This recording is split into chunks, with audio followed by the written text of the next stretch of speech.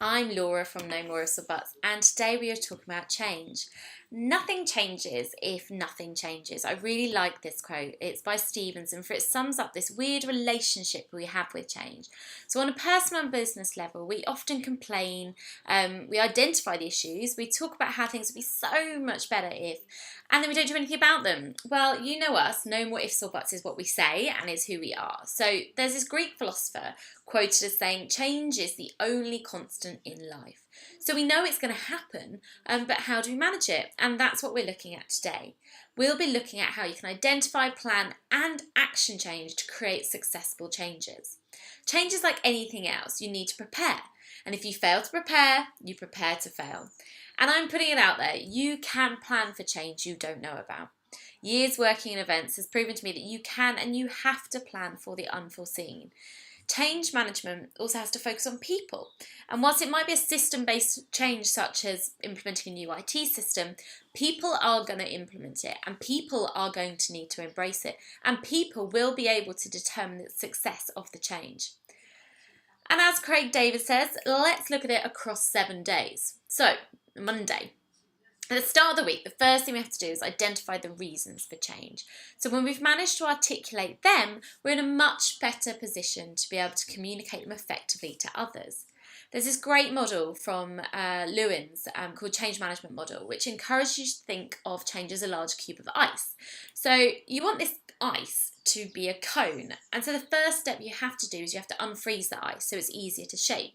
You then have to change the shape, i.e. mould the water, and then you create the new shape by refreezing it. And as Lewin put it, motivation for change must be generated before change can occur. So one must be helped to re-examine many cherished assumptions about oneself and one's relations to others. And that's the unfreezing process, and that's where we need to start. So this first stage of change involves preparing the business and all the stakeholders. That means people at all levels, so whether or not they're your directors, whether or not it's a senior management team, shareholders, or the wider team itself. And one of the key ways of doing this is to show people why change is needed. So why that ice has to be defrosted, why it has to be thawed. So try writing down all of the core beliefs of the business, the values, the attitudes, onto post-it notes and stick them on a wall. Then try writing down on some different colour post-it notes what the impact of each one is. And you then need to examine each element and establish which elements need to remain true to your business. So when you've identified the changes needed, it's easier to create the motivations needed. So you've got to prove why there's that need before you even attempt to get anyone on board on a change. You don't change for the sake of it, you change for a reason, and it's about articulating that reason that's important. You need to make sure you emphasise why the changes are important. So we get to Tuesday, and Tuesday's when you've identified the change that you need, but now you need to get some enthusiasm behind it. So the second step is to identify a sponsor. So who in your business, as senior as possible, ideally, can be the public face of the change. I'm not talking public external, but publicly internally, someone that's going to promote and champion the change to your team. However, the one thing to kind of caveat here is think about it. If you're at the top, are you the right person to be the champion? So it needs to be a positive and optimistic person who can motivate others. And be honest, is that you? If it is, brilliant, you are the right person for the job. And if it isn't, just think about who else on the team might be that better person. So those objectives that you've identified on Monday will help the sponsor you've identified on Tuesday communicate change. And if you're making a change on a personal level, this still stands. Can you have a coach or a good friend of yours that can remind you of all the reasons you are making a change to keep you on track?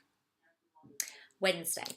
So hump day. The next step is to get buy-in from all those people that will be impacted by the change in the business. And this is the hardest part of the change process. It is hump day. When you get over that hump, then it's all easy from there. But those first few hours of that hump day are tough. And in the change curve, it talks about the four different stages of emotions people go through during the change process. So when change first gets introduced, people are likely to feel shock and they'll even be in denial. So when they're kind of reacting to the change, they're challenging the status quo. And that's what's hard for people. People don't naturally like change. Considering change is all about us all the time, this is a hard thing that people struggle to understand. It's stage 1 of the change curve. So, however, in that case, it's the hump before the dip. So, once the reality of the change starts to hit, people tend to react negatively, and moving to stage 2 of the change curve is hard. So they might feel angry, they might actively resist it, they might complain, they might protest against the changes. And if at any point that disruption can push everyone into chaos, and as long as people stay at this point in the cycle, change will never work well as the reaction is too negative. So for as long as people are resisting it and remaining in stage 2, the change will be unsuccessful. So think about any mergers you're aware of. The ones that struggle are the ones where people aren't on board and people haven't identified the reasons why they should be going along with the process. So it's this stage that it can go on for the longest time unless managed properly. So it's this stage which gets us through the rest of the week. It's that critical stage for communication. So make sure to communicate often, but also ensure that you don't overwhelm people. Give people the right information at the right time in the right way. They'll only be able to take a limited amount on, but make sure people know that they can come to you, that they can go to the senior management team if they've got any questions, and make people feel like they're part of that process. So we'll come back to the change curve later on, but you can see how it's beneficial to move people out of stage 2 as quickly as possible. So then we're over the hump day. We are at Thursday.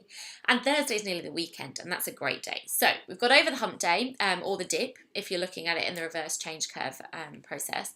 And now it's all about involving the right people in planning and implementing the change. So we've identified a change is needed. We've identified that leader of the change, the champion of it. We've got people to buy, but now we need to work out what we're actually doing.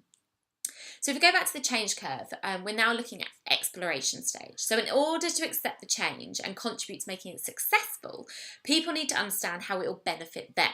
So not everyone will fall in line just because the change is necessary and will benefit the company. They want to know how it's going to impact, but why it's going to benefit them. This is a common assumption that people are just going to go and support the change because it's of benefit to the wider community. We have to think about people on a personal level. So time and communication are 2 of the key elements of this. So making sure people know what's going on and, as I said, at the right time. You've got to make sure everything feels organised during the process. We've talked previously about post-merger integration plans. You can find out more about that on the website. But actually making sure people understand that there is a process that needs to go through and they are part of that process. So when you're managing change, it can require a great deal of time and effort, and hands-on management is usually the best approach. So stage 3 of the change curve, people stop focusing on what they've lost and they start to let go and accept the changes. They begin testing and exploring what the changes mean, and so learn that the reality of what's good and not so good and how they must adapt. So individually, as acceptance grows, they'll need to test and explore what the change means to them. And this is when you need to have your support network in place. And this is where your champion is the person that they can turn to, not necessarily personally, but they can look to for that motivation of change. If we go back to Lewin's 3-stage change model with the ice, we've now defrosted the ice and we now need to change its state, and we're in that change phase. So it's where people begin to resolve their uncertainty and look for new ways to do things. So how can we change that block of ice, that cube of ice, into that cone? And that's when we're in that middle stage of working out what we need to do to get it to that final stage. So people start to believe and act in ways that support the new direction, so they'll hopefully start coming together. And the transition from freeze to change doesn't happen overnight. I've been talking here about days on days, but this is a months process. So people take time to embrace the new direction and participate proactively in the change. But then we get to Friday, and Friday is pretty much the weekend. So everyone's getting ready for the weekend. People start to adapt to the changes by ensuring they're ready, they have the right information, making sure you've already given them the right training and the right support mechanisms are in place. So this is a good point to take stock and look at the excitement of the weekend ahead, and it's when the positivity starts. So you're over that hump, you've gone through the hard work. Wednesday and Thursday can be 2 of the hardest days before the weekend, and you're there, it's coming, it's all falling into place. And that's what we've been working all week for. So you get to Saturday, and Saturday is the day of fun. So we're now in stage 4 of the change curve, and change is actually happening. So the people are rebuilding the business, they're coming through the change and starting to gear up for the best night of the week. So they embrace change, and this is when the business starts to see the benefits of what the change process is entailing and what it's all aiming towards. and we are refreezing. So we're now taking that block of ice from that cube, we've gone through the bit where it's all melted, and we've come back together and we've recreated this cone of ice. And we're refreezing it. And people and businesses can only move forward when this refreeze happens. So if they're still in a state of this fluidity, of this change in the middle, it's difficult to move forward. So Sunday, the last day of the week. So a day of reflection. In many change projects, in fact, every single change project, it's time for a post-implementation review. However big your change is, whether it's a complete structural change or if it's change within one team that impacts 3 people, you have to review it. You have to do the debrief. It's the morning after the night before, and it's time to look at what went well and what you could have done better.